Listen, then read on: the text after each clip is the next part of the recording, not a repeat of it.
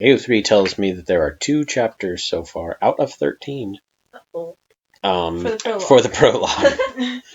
Wow. So this is by Goat Herder. Goat herder? Goat Herder. What kind of goat? Gote. Goat. Oh, yikes. So there you go. What? That's not even a real type. Well, that's the common usage when you're talking about a dreamer. Ooh. Or a monster goat. I did not know that. So, yeah, Very well, good to know. it's, yeah. Cool. I mean, sometimes it's just how people write it. Sometimes. I'm going to use that somewhere. Okay. Someday. Go for it. Cool. I like it. It is called, it's called What's Past is Prologue. And it is part 1 of the Ashes and Dust series. Which sounds a little ominous. That does sound ominous.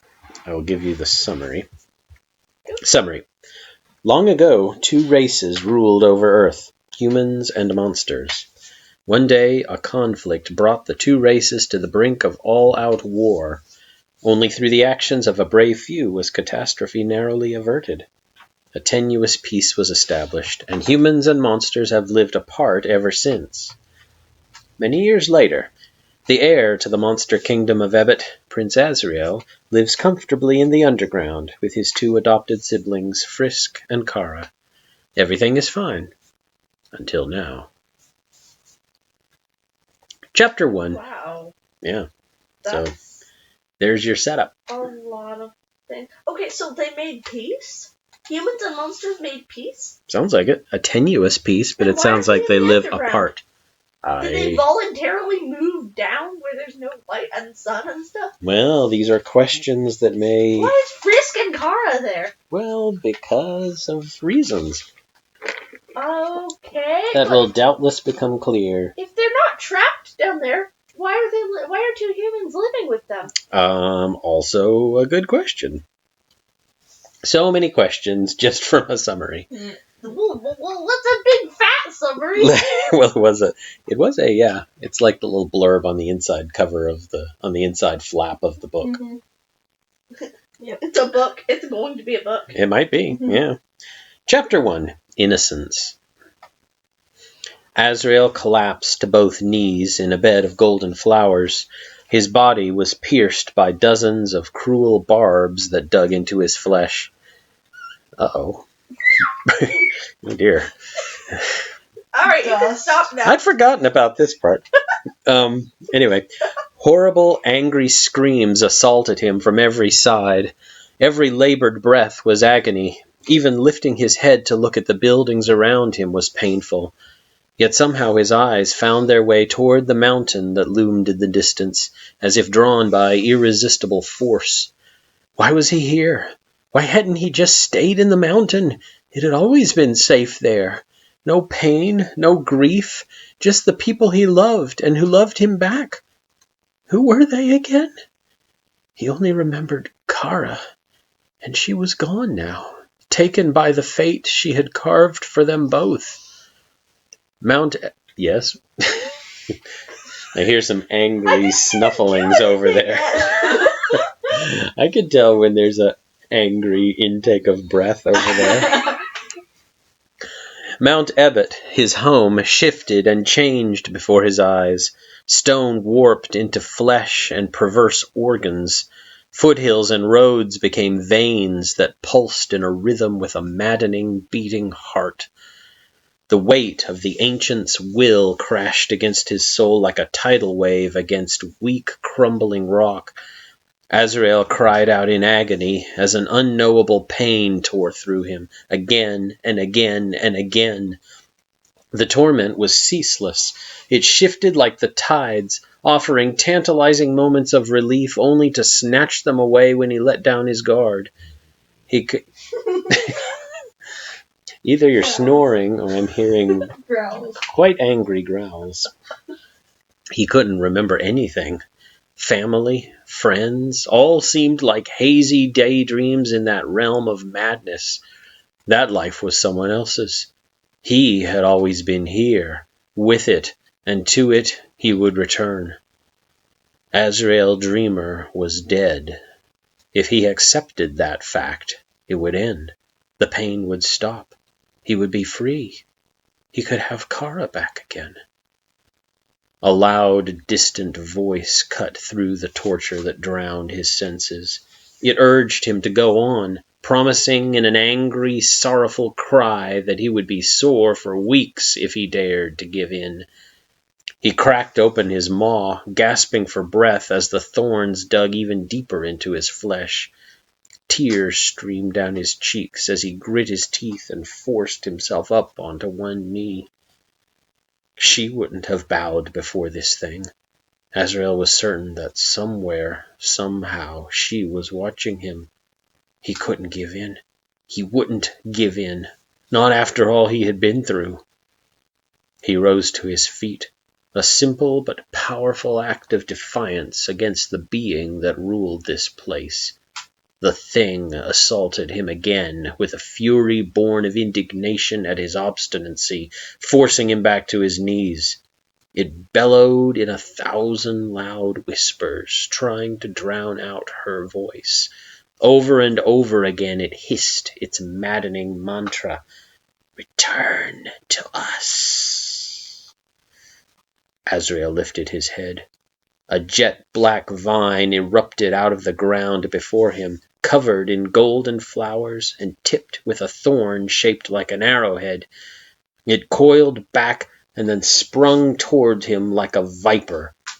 He shut his eyes and raised his arms to shield his face, bracing himself for the imminent feeling of a tiny fist bonking him on the head, right between the nubs where his horns were growing in. Asriel's eyes shot open. "How?" he whined, rubbing his head with one paw. It hadn't really hurt, but he wanted maximum sympathy from his sisters. "Sorry, Azzy." Asriel looked up from the living room rug and over at Frisk, who was sitting beside him. She was 6 years old. Sorry? Problem over there? No, just observation. That wasn't an observation, actually. I was observing things in my head. Ah, I see. Are you making some They come with sound effects. Are you making some internal readjustments as we go? Yeah, I'm trying to figure out what's going on here. Okay, good. For starters. She was 6 years old, one younger than him, but the way she bullied him made her seem older sometimes. Yeah. "I just needed to know if you were still paying attention," she said. "I'm all ready to start." He really was excited to watch his little sister's story play out, but the white floral pattern on the velvet rug had entranced him while waiting for her to set it up. "I was going to try to guess what happens next," Asriel explained. "I've been waiting for a week to see what happens to the knight, and I really hope she gets a happy ending." "Then pay attention if you're so interested, silly." Clack! The clashing of 2 plastic swords heralded the beginning of the duel between Frisk's 2 action figures, Dame Knight and Samurai-san. Asriel lay on his belly and watched the performance with his head propped in both paws, his blue eyes wide and enraptured. The little adventures Frisk made up never failed to capture his imagination. His eyes grew wider when Frisk made the samurai strike the knight's leg with his foot. The blow nearly brought the knight down, but Frisk kept it upright and had it parry the samurai's katana with its sword. Chara, meanwhile, had her nose in a voluminous tome titled The Princess that was too complicated for Asriel and not enough of a page-turner for Frisk. Despite her apparent lack of interest, the occasional snarky riff from Chara assured Frisk and Asriel that she was still listening, and she even paid the toys a brief glance at times. Frisk made the blades of the 2 action figures clash at speeds that dizzied Asriel, complete with grunting noises for each combatant. He was desperately rooting for the knight now, and prayed that Frisk wouldn't let him down. Most would not assume that Asriel's playmates were also his family. For starters, they were both humans. Each was fair-skinned, with a mop of short brown hair atop their heads. Chara, the smaller and fairer of the 2, had distinct rosy cheeks accentuating her nearly perpetual smile, while Frisk had an inscrutable squint that belied her friendly disposition. Asriel, on the other hand, was a 4-foot-tall boss monster with white fur covering his body, a short snout, large goat-like ears, a fluffy stub of a tail, and a pair of tiny nubs on the top of his head where his horns were growing in. In a stunning move, Frisk slammed the broadsword of her knight figure into the samurai figure's katana, sending it flying out of the toy's hand and into the thick living room rug blade first. "Impossible!" Frisk yelled in her vaguely accented samurai impression. "You beat me again!" She made the samurai kneel down before the knight as best she could with its stiff plastic joints. "And now you must strike me down," she continued in the same exaggerated tone. It was the knight's turn to speak. Asriel waited with bated breath. Frisk put on a regal feminine voice like that of a queen. "No, I will not. You were strong and brave, and we both fight demons, so let's be friends instead." "Seriously?" Chara interrupted, looking up from her book. "They were just trying to kill each other a minute ago, and now the knight is trying to be his friend? That's silly." "Aww." It happens in Undertale. Well, who's ever heard of that? Frisk objected, sounding like herself at last. "The samurai's not a bad guy. He just wanted to be the best. The knight doesn't have to kill him, so why should she?" "Right, sure," sighed Chara. "And then they're walking off into the sunset, and he stabs her in the back." Frisk groaned in exasperation. "No, Chara! This isn't one of your stories!" Hoping to distract his sisters from arguing, Asriel voiced one of the random, unrelated questions that had popped into his head during Frisk's story. "I agree, Frisk, but how do you know the knight's a girl?" He tapped the helmeted action figure with one fluffy finger. "I don't remember any girl knights in the old storybooks." "You don't know that she isn't," Frisk replied, the indignation clear in her voice. "And besides, there was that one story about a girl who pretended to be a boy so she could join the army." Well, that's a real story. I believe it is. It is. Is that Mulan? I only know it from the Disney version, and that's Well, I sad. haven't watched that, but I think that sounds familiar. But I mean, is it Chinese-based, or...? That wasn't what I was thinking of. But I was thinking of Joan of Arc. Oh, well. I don't know. Yeah, that's true. A lot of things where Maybe Joan of Arc is the better guess. I think Mulan. Well, no, I don't remember like if Joan of Arc joined the army. She just led. She might have been fighting. I don't think I was thinking of that either, but I'm not sure. Oh well. Oh well. I know that's the thing. Okay, cool. "Children," called their mother from an adjacent room. "I know you're all having fun, but I need to talk to you." Their mother's voice, kind but firm, made the three siblings focus on the doorway behind them. Suffice it to say, Chara and Frisk were not relatives by blood. Toriel, Asriel's mother and the queen of the underground, stood at an imposing 7 feet tall and had the same sort of fur as her son. Her horns were barely any longer than his, essentially nubs compared to the fully grown horns that a male of the species would possess, but they complemented her comforting and maternal figure. She was as loving as any of the children could want from a mother, even if her concern for their well-being was stifling during their more adventurous moods. "What is it, Mom?" Asriel asked, fixing his bright blue eyes on her with a burning curiosity. Ooh, he has blue eyes. He does. That's It cool. was mentioned earlier. Wait, really? Yeah, it went by fast, but yeah. I've not heard of an Asriel with blue eyes. I don't know that I have either. That would be cool. He I've has heard a purple wide and green, purple and green. occasionally copper, red. Well, that's usually Toriel. Well, sometimes it's Asriel. Is it? Okay. But no, I haven't heard bright Green blue is- eyes. Green is what I've usually thought, but That's what I picked. purple is Yeah. interesting. But blue, that Maybe- that could work. Green and purple seem to complement. Yeah, but blue His eyes, and then fur or if he something, wears but a blue green and works. yellow sweater, that would be kind of strange. Most people don't wear clothes to accommodate their eye color. Yeah, I know, but I don't know. His But eyes when are you're big choosing and eye cool. color, for Besides, I don't know. creatures that Oh, well, When you're already- choosing eye color? That sounds Yes. pretty cool. I think it works better than like purple. All right, blue is approved. We approve it. It's better than like black or red or something. Bright black eyes, Hey, glowing in their I've met blackness. kids that have eyes you cannot see their pupils because they're so black. I guess Asriel, as Pretty the cool. absolute god of hyperdeath, has that kind of black. Yeah. What Ooh. do you call that? Iris. The Iris or sclera, or Sclera. yeah, which is kind of weird. Colored part? The white of your eye. Yeah, is the except it's sclera. black for him. Blue eyes. And blue eyes. Her tone made it clear that something important was going on, but that nobody was in trouble, which was good, because it meant that she hadn't yet noticed the missing chocolate that he had helped Chara stash under her bed. We're going to have a visitor soon. She might be staying with us for a while. Are we adopting another human? Frisk asked with a smile. Poor Azzy's going to have more siblings than he can count on his paws. She will just be our guest for a while. Of course, if she asks to stay with us, your father and I are hardly going to say no. And she isn't a human. She's a monster, like your brother. Asriel was just about jumping in his seat. Meeting new people was always fun, despite how difficult or awkward introductions could be for him. What's her name? And what's she like? Slow down, Azzy, said Chara, with her ever-present stoicness.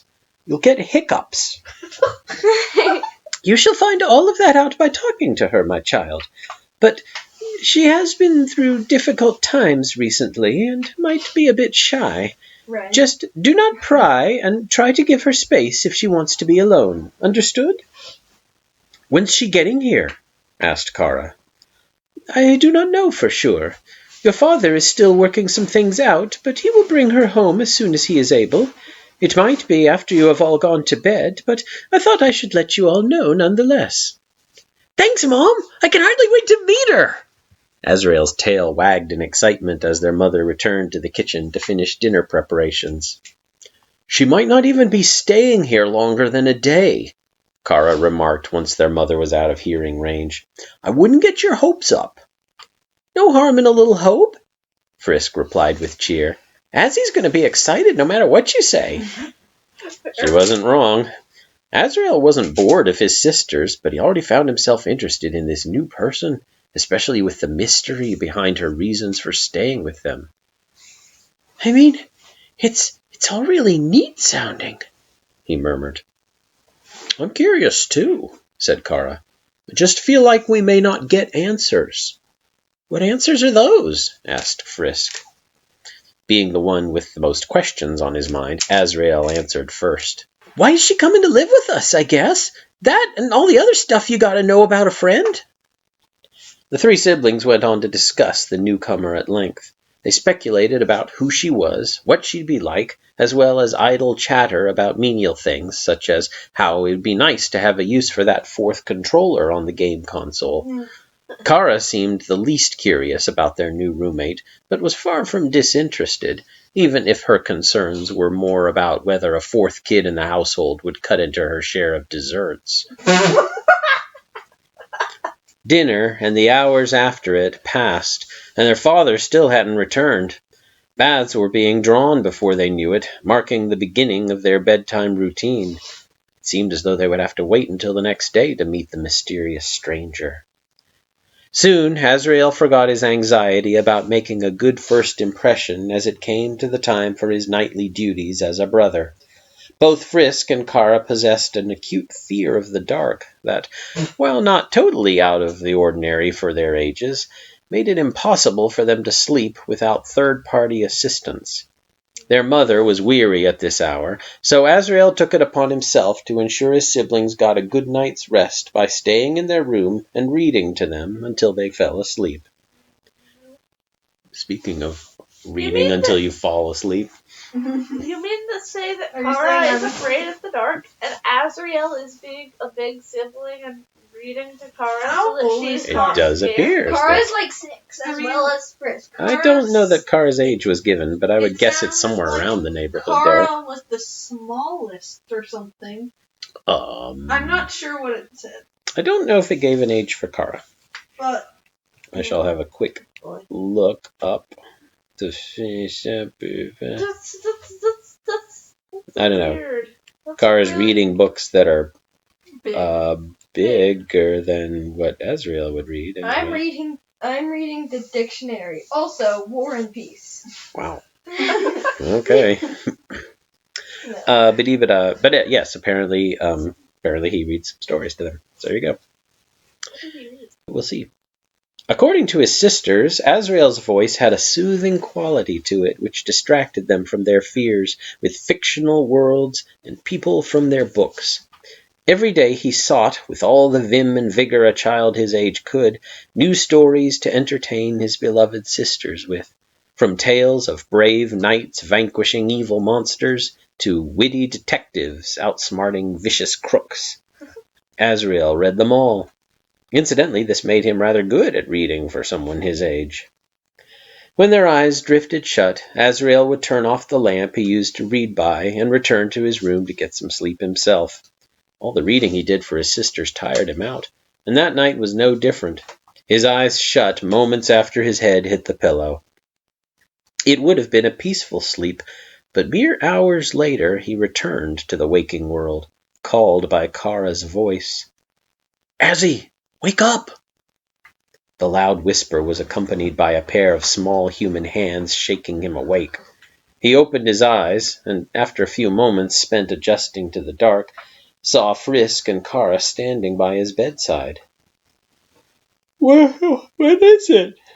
he grumbled as he rubbed the sleep from his eyes. He couldn't remember the last time they had woken him up like this, so he figured it must be important. "The new girl's here," whispered Frisk, "in the spare room next to ours." "Then shouldn't she be sleeping?" "She's not," said Chara. "She's making a lot of noise." "Okay. Should we go get Mom and Dad?" "Are you kidding?" Frisk scoffed. "Remember what happened last time we woke up Mom at this hour? You gotta quiet her down." Asriel got out of bed with no small amount of trepidation. If he had rehearsed what he was going to say to the new person, he didn't remember. "But I..." "No buts," Chara interrupted. "You'll do fine, Azzy. Now come along." With a heavy sigh, Asriel followed his sisters out of his bedroom and over to the door adjacent to his sister's room. Loud footsteps and the sound of something heavy crashing to the floor came from inside, making Asriel wonder how their parents hadn't woken up yet. "You hear our problem," mused Chara. "Go in there and quiet her down." "How?" Chara shrugged. "I don't know. Talk, beg, read to her like you read to us if you need to. Whatever gets her to go to bed. If you need help, just give me a call once it's safe," Frisk said. "That doesn't make me feel any better." "Oh, just do it, Gazzy," Chara hissed. She opened the door just enough to shove Asriel inside, and before he knew what was happening, Chara had shut it behind him.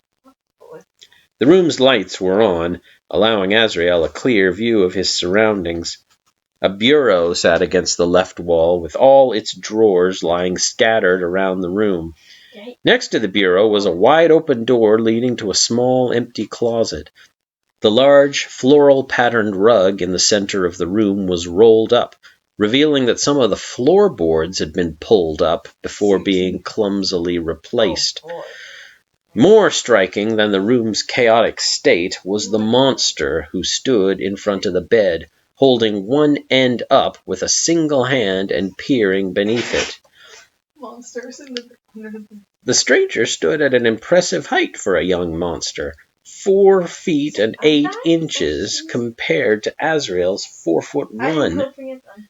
She wore a simple black t-shirt and blue jeans and had a head of fiery red hair tied in a ponytail. In lieu of skin or fur, the young girl possessed blue scales, like those of a fish. Sorry, there's a lot of pounding going on over there. Nothing. Everything okay? Yep. Continue. That was probably my first. Hey, I guessed first. No. I didn't say it. Anyway. Oh, are you making comments about this girl? Oh yeah, about keep going. Oh, okay, yeah. Maybe I don't know if we'll get her name in this story. Oh. Probably somewhere. Okay. In lieu of skin or fur, the young girl possessed blue scales, like those of a fish, and had a pair of gills on her neck, as well as fins where her ears would be. After a few moments of standing there with a stunned expression, Asriel mustered up the nerve to speak. "Howdy!" Asriel squeaked, sounding more nervous than he intended to. The girl's head snapped towards him, fixing her intense yellow eyes on his blue ones. 2 yellow eyes. Her appraising stare gave him the look at crooked, tiny twin fangs that were visible even with her mouth closed. I'm Asriel, he stammered. What's your name? She stared at him in silence for a few moments, which was more than enough for him to lose his nerve and break eye contact before she spoke. Her voice was surprisingly deep and scratchy for a girl. Undine! She released the bed and let it drop back to the floor with a loud crash. My name's Undine! Asriel was heartened by the fact that she was willing to share her name with him. It was a good first start, and he hoped a sign that things would only get better from there. Nice to meet you, Undine, he said, putting on his best smile. Is there something wrong with your room? I'm sure I could get my dad to find you a new one, or, get rid of any problems. He's the king, so he can fix anything. It's fine. I was just checking it. Checking it for what? Nothing. Asriel's smile dropped despite his best efforts. Oh, well, as long as you like the room, I guess it's okay. Mom will probably want you to clean it up, though. I could help with that. Don't. I can clean up my own messes. But what if I want to? I can do it myself. I don't need help. Okay, well, if you change your mind, I won't. Her insistent tone made Asriel struggle to find more words. She seemed like a good person, but he could tell that something was bothering her. Probably the stuff his mother had told him not to pry about. Nevertheless, he wanted to know. Chara was bothered by an awful lot of things when she had first arrived. Frisk, too. In the end, they had both just needed his support and love. Maybe it would work here, too. So, how old are you? He asked. 10, Undine answered. Years or months? Undine sighed in exasperation. Days, obviously. Wow, you're really tall for a baby. The only thing Asriel's comment earned from Undine was an annoyed groan. I'm sorry for the noise. I'll go to bed now. Are you going to be able to? You seem kind of worried about something. Sleeping isn't hard, dummy, Undine growled, sounding indignant at his suggestion. I'll just close my eyes and stop being awake. It's not that easy for my sisters. Maybe I could help with that, though. They say that it's easier to sleep when I read to them, so I said I'm going to bed! Undine snapped, the intensity of her voice making Asriel flinch. Just leave me alone already, will you? Sorry, he yelped. I'll go now. Have a good night. Undine regarded him with a cold stare as he backed towards the door. Clearly she wanted to be left alone, but Asriel couldn't for the life of him understand why. Most people had a reason for wanting to be by themselves. With Chara, it was usually because she was sad, and even then Asriel's presence had always helped. Whatever Undine's problem was, he'd have to find out later. He made a hasty exit, breathing a sigh of relief as the door closed behind him. Well, that sounded fun, Chara quipped. She's probably tired, Frisk mused. Don't take it too hard, Azzy. We'll see how she is in the morning. Right, Asriel mumbled. still trying to figure out if he had said something wrong or offensive during his brief exchange with Undyne. "So, will you two need my help again, or—" "We'll be fine," Frisk said with a smile. "You should get back to bed. Chara and I can manage." Chara nodded. "Yeah, we woke you up, so it's only fair that we let you get back to sleep now." Asriel bade his siblings good night and retreated to the comfort of his room. There he found himself replaying his brief chat with Undyne over and over again in his mind as he tried to sleep.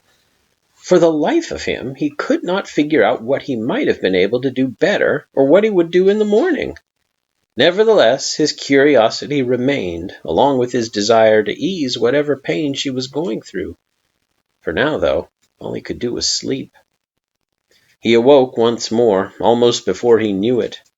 Getting out from his comfortable nest of blankets was hard. Being roused in the middle of the night had left him groggy and disoriented.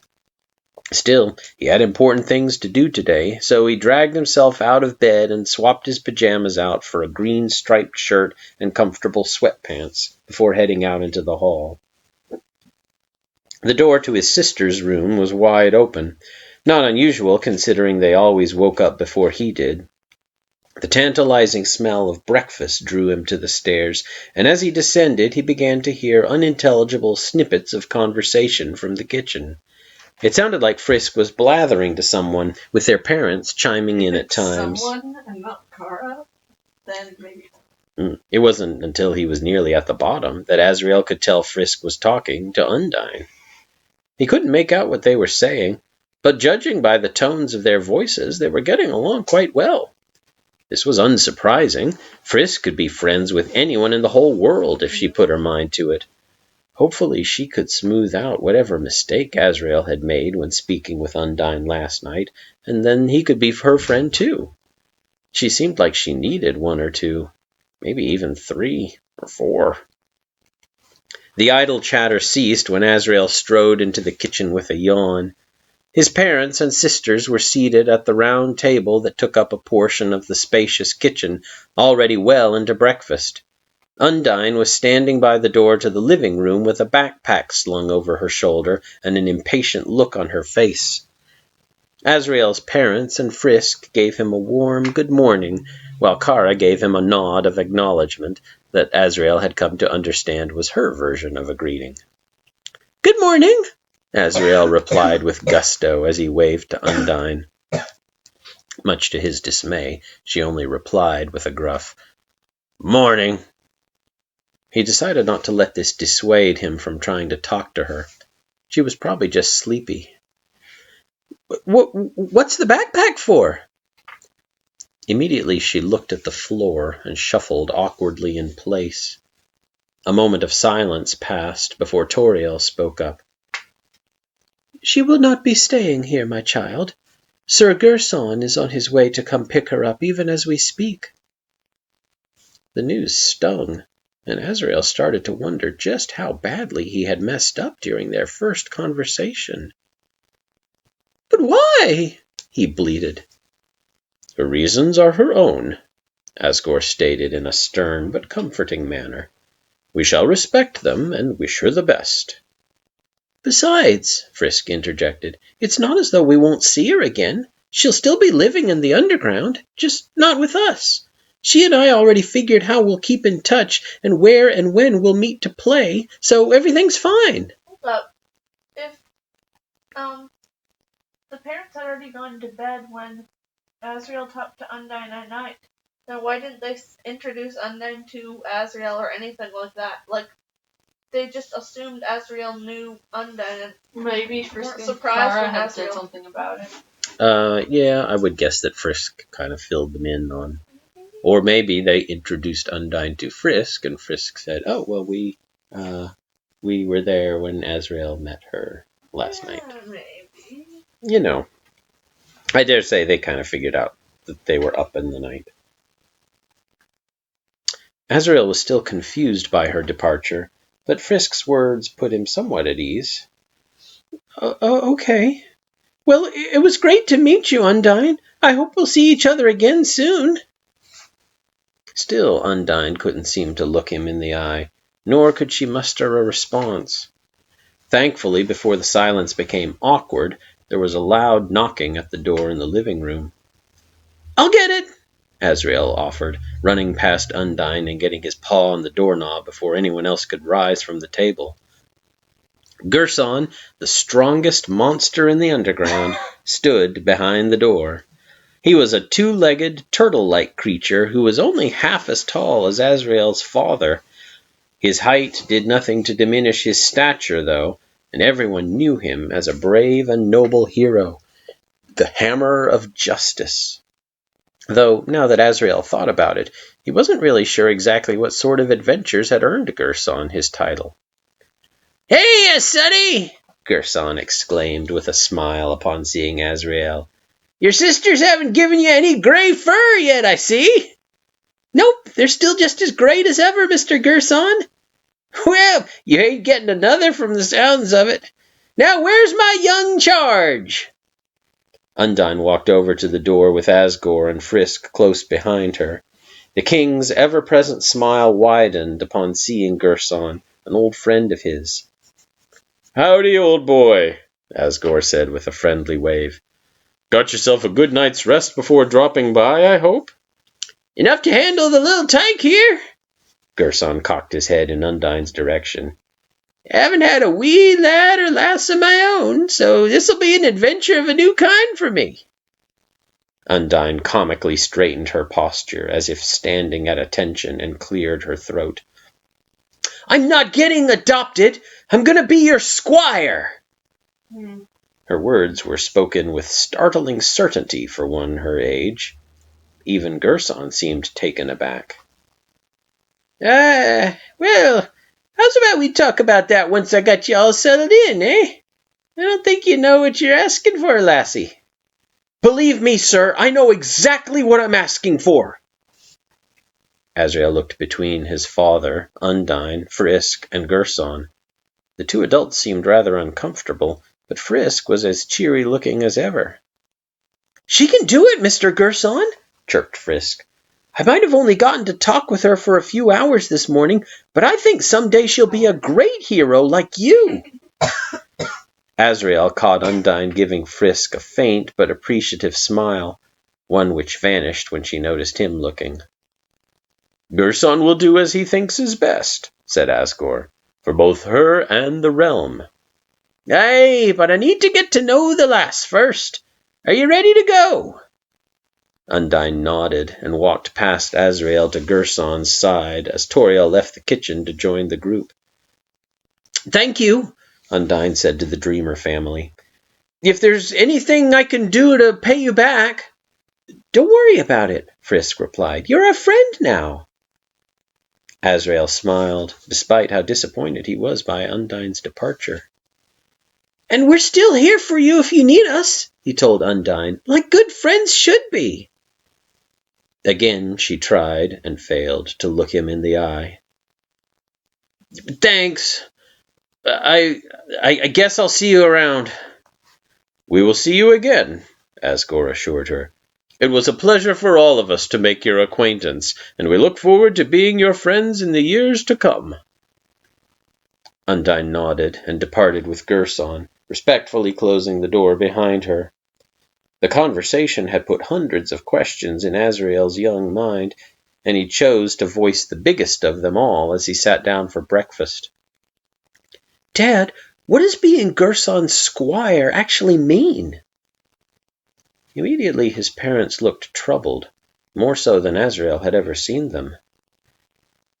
"Well," his mother began hesitantly, "that is a very complicated question, my child. Perhaps we will speak of it when you are older." Asgore nodded in assent. "She's right, son. You will come to understand in time." That It's like was a you very got Undertale, but then you changed a interesting couple chapter. things. Like ages. Asriel is like, no. Okay, so Asriel is being a big brother to Kara. I kind of like Big Brother Asriel. Big brother Asriel? And Kara and Frisk are tiny. Uh, And Yeah, so Undyne Frisk makes a is surprise 6, appearance, trashes Asriel the is room, 7. and leaves. well, what did Undyne say? She's 10? 10. 10 Okay. days. 10 days old, yes, exactly. 10 minutes. Yes. Undyne makes a surprise appearance and then a surprise departure. Yes, And has some strange things going Keep on. reading. she They were does. saying things about coming to the Underground, like Undyne will still be living in the Underground with us. Read more. Implying that she could come into the Underground of her own will. Yeah, there's no barrier. That's what it sounds like. They made peace. This is, what's the next chapter called? There's only one more chapter here on Oh. AO3. What's the last chapter called?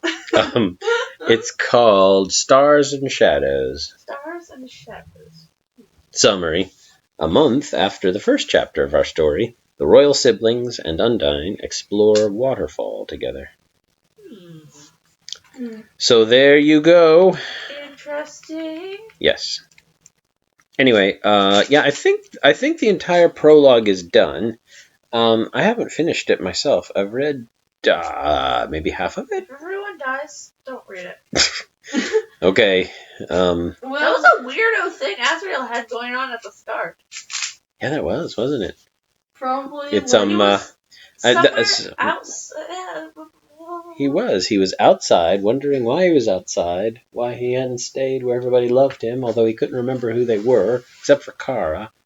And Kara, was who gone. apparently was It gone. sounds like the Buttercup plan. It does. It does. Yes. Except, Except very there's something weird crazy. variation of it. Like Going a on with mixed him. dream with like Buttercup plan happening and then Flowey attacking him. Like those things had happened and then they reset back to way back A here. black vine covered in golden flowers. That I think sounds is what more it like said. a dream. That's weird. And voices You can't whispering, reset the window return to and us. Yeah, It sounds weird. like Deeper Down. Yeah, that one. Uh, It haven't does, read all of kinda. Deeper Oh. Down. Deeper Down is like since getting. the first time I was That done. honestly I've heard does. I haven't kept up with that one. Oh, Deeper Down Well, is it's getting pretty really much- creepy. All right, well, Yeah. don't tell me. Don't Well, spoil it. anyway. Yes, anyway.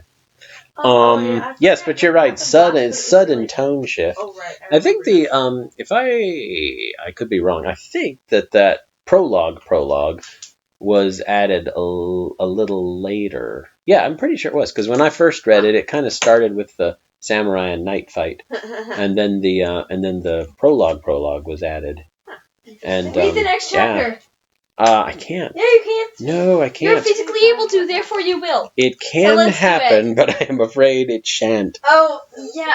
Can you? Because it is 9:32 p.m. So- here on since- East Coast time. Since he has... you just gave away a whole time zone of where we live. We're probably in Panama or something. Yeah. Yeah, and we're That's- speaking I good think English. everybody knows that I live in North Carolina. Afterwards. Anyway, this thing is Just let called yourself- Ashes and Dust, so... Look, he I has could- goat in his name. Chapter You better 1 be- was called Innocence, Yeah, so I I'm a saw little that. worried that we may not have a whole lot of stories about plastic knights and samurai fighting. Mostly lots of Well, death. Asriel, although I can picture that. Frisk playing and Asriel on his belly, propped in his hand, Asriel is the kind of person... propped up on his elbows, just staring and watching. Asriel is the kind of person... who would Waiting a week to find out where Frisk's He would story is just, going to Asriel go. would just be like this. So Frisk is basically doing like fan fiction for him, acting it out with the With sound the effects. characters. With some- And apparently Kara does slightly darker versions of stories. Yeah. I'm guessing they walk off in the sunset and then And then one he of them stabs stabs him him in in the the back. Wow. I mean, Okay. meanwhile, just reading a super thick book that's just called The Princess. Kara's just Yeah. like reading this really big book and Just just watching like, me the princess, Brian. Tags include alternate universe canon divergence. I guess we got that. Yeah, we can adventure. figure that out. Adventure, fluff, minor angst, slice of life, world building, growing up, dreamer siblings, vignettes, prologue, mystery. Vignettes. Yeah, What is that? like little Little stories. subplots. Yeah, like a little tale, like a little, Okay. incident. Childhood to adulthood. Female Frisk, female Chara. What about Undyne? Well, I mean, yeah, I didn't read the characters. Oh. There are characters But- in this story. But things like female Frisk is just a regular tag. Not a character Yeah, guess so. I wonder Characters. how you know that, Emily. Because Emily's tagged everything ever. You've never used a single boy Frisk? Or a I don't single I don't boy think I Chara? tag Like ever. I might have a tag boy the gender Frisk. of my Frisks and Karas, but Your it's always Frisk. but it's always a boy Frisk really and a want- female. I really want to see Girl your Chara. Asriel farm. What are we Didn't you talk about That's your good for I like to have my Excuse Asriels. me. I like to have my Asriels saved and happy. Wow. All right, I'm assuming we're done with the comments. Daddy, Probably. if you didn't Oh, put the yeah, this story chat, was there'd cool, be a and lot if of- Asriel and everybody else dies, I'm gonna be mad. Yeah. Well, if the So author thought that we would like it, Look, go. he probably He's not going in his username. That means he's nice. But he We need to probably, ignore the ashes part. Well, he probably doesn't And the plan dust. to make everybody yeah, die. so we'll ignore the ashes and the dust. Look, and just we'll keep pretend- the and. Okay, so And the just series pretend is we're now gonna Keep the fluff. and. We're keeping the and. I mean, there's nothing in the tags yet that indicate like Bad. Major terror, major. Yeah, there's no major character death. Oh, sweet. All right. I mean, except for the fact that the prologue had the phrase "Asriel Dreamer was dead" in it, and begins with Please tell me piercing this dream doesn't dozens come. of cruel barbs. Yeah, horrible, I was wondering, angry like, it said screams. thorns, and I was like, that's not exactly people. Yeah, What is this thing? it's true. It's super, like, deeper down. He was able to stand up for a minute until he got pushed back down. Anyway, yeah, there's stuff just going on. Asriel is a pup. And then he gets a tiny fist bonking him on the head. I did a side. Being tiny. I've never read or heard a story where Chara is a small Chara. Tiny Chara. Tiny Yep. short 2-foot Chara. All right, well, I'm glad you enjoyed this Jeff story. put on my desk. Baby Chara reading And yes, we'll read another part some other time. Good night. Goodbye. Good night, goodbye. Eat more goats. Wait. Wait, what? Excuse me. Please cut that part